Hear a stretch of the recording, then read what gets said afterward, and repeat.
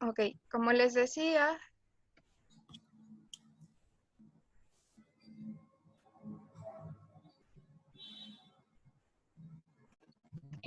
perdón, es que entre el chat y todo no puedo ver bien todo esto, pero ok. Como les decía, siempre comienzo con este fragmento en el que explica que la extinción es algo sumamente natural. Ya fue descrito hace muchísimos años, pero lo preocupante aquí es que la tasa o el ritmo de extinción de especies en la Tierra es alto a comparación de lo normal. Y esto pues se asocia a todas las actividades antropogénicas, es decir, todas las actividades que hace el hombre y pues para esto desarrollamos medidas para proteger a la biodiversidad. Pero bueno, se habla mucho de este término, pero en sí que es, pues es toda la variedad de organismos que existen sobre el planeta y toda la relación que tienen estos. Se consideran tres niveles para la biodiversidad, que serían genes, especies y comunidades, y estos son necesarios para que la vida continúe sobre el planeta. Para esto, pues un término sumamente importante descrito por Darwin y otros naturalistas y científicos es la coevolución. La coevolución no es más que la relación que existe entre estos organismos y su evolución asociada. Poniendo un ejemplo, tenemos un ecosistema, los polinizadores y las plantas. En este caso, todas tienen una relación, es por esto que se utiliza este diagrama, y todas tienen características que se asocian. Por ejemplo, hablando de los murciélagos, ahora que son tan populares, los murciélagos han coevolucionado con las cactáceas y los agaves, y esto ya se ha comprobado con análisis filogenéticos. Han evolucionado a la par y sus características se adaptan una a la otra, es decir, los murciélagos han cambiado su estructura de su cráneo para poder accesar a la, perdón, al, a la miel o en este caso también al polen para polinizar las plantas. En el caso de los colibríes, también han evolucionado junto con las plantas que tienen flores tubulares y esto con el fin de tener un pico que pueda accesar mejor al néctar de las flores. Y en el caso de los insectos, han evolucionado junto con las plantas que tienen flores con órganos expuestos para poder alimentarse y polinizar las plantas. Entonces, esto es la coevolución.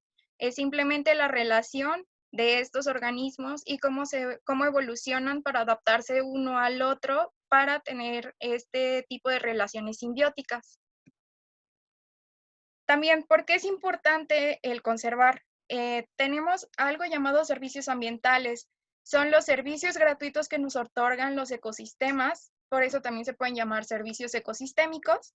Y pues aquí les pongo algunos que mencionan en este artículo, que sería el control de la erosión de la tierra, la disponibilidad de recursos como tierras fértiles, que va relacionado al anterior, y la disponibilidad de agua combustibles, algunas plantas que se utilizan como plantas medicinales, el refugio y alimento para la fauna, la regulación del clima, esto con relación al cambio climático, la restauración ecológica y pues una gran variedad de alimentos que están asociados pues a la polinización de las plantas. La pérdida de la biodiversidad. Hay diversas causas de la pérdida. Por ejemplo, la fragmentación de hábitats, esto relacionado nuevamente a las actividades antropogénicas, que serían como la explotación de recursos naturales, la urbanización, las actividades de agronomía y agrícolas, y entre otras que pues son muchísimas. La introducción de especies exóticas. Las especies exóticas suelen competir por el refugio y el alimento con las especies nativas. Una especie nativa es una especie que está restringida a una zona, pero también puede habitar en otras, no como las especies endémicas que solamente habitan en una zona específica. En este caso, las especies exóticas son especies que son externas, llegan a una zona y compiten por el alimento y el refugio con otras especies y empiezan a desplazarlas. El cambio climático, esto es un término que se habla muchísimo en estos tiempos y quiere decir nada más el cambio que hay en las condiciones climáticas como la humedad, la temperatura, el viento, todo este tipo de condiciones que cambian a causa de situaciones naturales, pero también a causa del humano, que ya se conoce más bien como ay, perdón, se me fue el término. La contaminación ambiental a causa igual de industrias y de uso, por ejemplo, de pesticidas, fertilizantes y el crecimiento de poblaciones humanas. Las colecciones biológicas y la conservación. Parte de la conservación también tiene que ver con este tipo de colecciones. Son recolección de especies, su identificación y su preservación. Por ejemplo, los museos de historia natural, los herbarios, los jardines botánicos y los zoológicos. Hoy solamente les voy a hablar de los museos de historia natural, que tienen como función el depositar esta riqueza, esta abundancia y contribuir a la conservación teniendo estos registros de estas especies. En México se tienen registradas 743 colecciones científicas en 237 instituciones nacionales. Y bueno, el primero es el Museo de Historia Natural de la Ciudad de México. Muchas personas creo que ya lo conocemos. Tiene diferentes exposiciones. Esta es la de Evolución de la Vida. Y bueno, comenzó esta colección mexicana en 1571 y pues se tienen colecciones de especies animales, insectos y plantas. Y bueno, estas son otras dos salas, México Megadiverso y Diversidad Biológica, y también tienen una sala que es de exposiciones temporales. El Museo de Historia Natural de Alfredo Dujés en Guanajuato. Yo trabajo para ellos y colaboro para ilustración y fotografía y exposiciones. Tienen 5 exposiciones, que es el Gabinete de Historia Natural, Biodiversidad, Evolución, Extinciones y Guanajuato. Y bueno, es una de las mejores colecciones conservadas del siglo XIX, que fue formada pues por este naturalista y médico que dio clases en la Universidad de Guanajuato y bueno, se considera la tercera más importante a nivel nacional y solamente se tienen en exposición el 10% de los ejemplares que tiene el museo. Otra manera de conservar es a través de la fotografía, el causando impacto, el llevando estas imágenes a las personas, que serían como los receptores, y hacer que se concienticen. Esto comenzó hace aproximadamente 55 años, cuando se cambió como de la fotografía de blanco y negro a más a la de color, y lo comenzaron Galen Rowan y Ansel Adams, quienes los puse unos ejemplos de sus fotografías. Y bueno, esto se ha ido extendiendo cada vez más. Las recomendaciones se tienen como 4 generales, que es apoyar las investigaciones científicas, esto a través, por ejemplo, de la ciencia ciudadana, de las que le voy a hablar más adelante, implementar acuerdos internacionales para compartir los registros que se tienen y a su vez sumar más esfuerzos para la conservación de especies. La transmisión de conocimientos, esto está relacionado junto con la otra, que es campañas de fomentación del cuidado del medio ambiente, ya que la relación de estas dos llega a la educación ambiental. Las personas necesitamos capacitarnos, conocer y pues para eso se tienen muchas plataformas de información con las que podemos aprender sobre estos temas. ¿Qué es la ciencia ciudadana? En sí es la participación de las personas, de la sociedad como tal, en investigaciones científicas. ¿Y cómo podemos participar? Porque muchas veces esa es nuestra inquietud, o al menos a mí me sucedió en un principio. ¿Cómo yo puedo apoyar desde casa o desde lo que yo puedo hacer o desde lo que yo conozco a la ciencia? Y pues es esto, es utilizar plataformas para hacer registros. Por ejemplo, en este caso, eBird es una plataforma entre el Laboratorio de Ornitología de Cornell y también tiene asociación con Avio. Y bueno, es para registro de especies de aves. Naturalista es una plataforma de Conavio que es para registro de plantas, insectos, animales en general.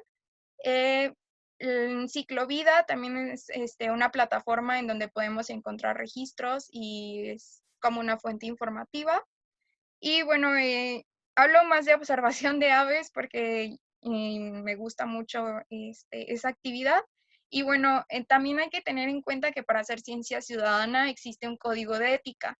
En este caso les pongo un pedacito del código de ética de CO BirdLife, que es para observación de aves. En primer lugar, el bienestar de las aves es lo primero. El hábitat debe ser protegido. Esto tiene que ver con el ecoturismo, el turismo sostenible y sustentable. El comportamiento de las aves no debe ser alterado. Por ejemplo, no debemos intervenir si vemos que un ave está en su nido, no debemos de acercarnos mucho, no debemos de alterar sus actividades. No debemos de acosarlas, porque siempre que intentamos buscar una especie que no habíamos visto antes, intentamos tomar la mejor fotografía posible para el registro, pero esa es la intención de ese código de ética, el no acosar, el no estar persiguiendo a esa especie. Ser prudente, pues tiene que ver con todos los puntos anteriores y respetar las normativas. Usualmente cuando hacemos observación de aves en las áreas naturales protegidas, pues se tienen normas de no colectar y pues tienen que ver con todos los puntos. Entonces, bueno, este es nada más como un repaso de, de código de ética para observación, pero pues también aplica para todo el resto de actividades de ciencia ciudadana. ¿Cómo podemos participar desde casa? Pues en casa podemos hacer muchas cosas que pueden ayudar a la conservación. Por ejemplo, pues tiene que ver con llevar una vida sustentable. Los huertos tras patio, poner bebederos para aves. En este punto es importante, pues se habla mucho del mosco del dengue, pues tenemos que estar como cambiando constantemente el agua de nuestras aves. Y también no podemos ponerle como esos tratamientos que son para evitar que el mosquito se propague. En el caso de los bebederos para colibríes, hay recetas como de cómo hacer el agua con azúcar para los colibríes, porque no se pueden poner colorantes o, bueno, los que venden comercialmente, pues no son bastante buenos para los colibríes, está comprobado. El compostaje es algo que también podemos hacer en casa y que nos sirve junto con los huertos tras patio.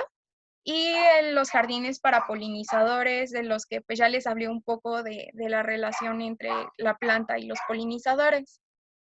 De todo esto se encuentran manuales, cursos, talleres para llevar a cabo todo este tipo de actividades.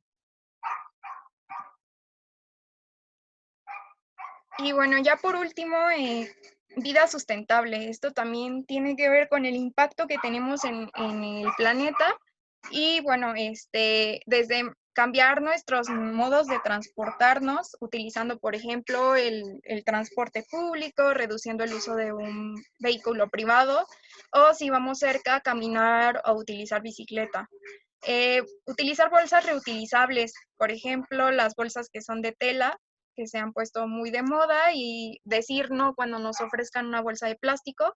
El consumo responsable del agua tiene que ver con nuestros tiempos en los que nos damos baños, cuando lavamos trastes, ropa, cuando nos lavamos los dientes, tiene que ver con todo este tipo de cosas de higiene, pero el reducir el uso del agua. Economizar la energía, si está la luz del sol y podemos disponer de ella, utilizarla en lo más posible de nuestro tiempo, pues es lo mejor, o cambiar por focos ahorradores de energía. Y, por ejemplo, desconectar enchufes de cosas que no estemos utilizando, todo este tipo de consejos que siempre nos dan. Las 5 Rs y separar residuos y producir menos residuos. Si podemos comprar a granel o este tipo de actividades, pues está mucho mejor. Y bueno, pues estas son las referencias que utilicé para la presentación. No sé si tengan alguna duda, algún comentario. eh, y bueno, este, no sé si tengan alguna duda. Si quieren, pueden prender su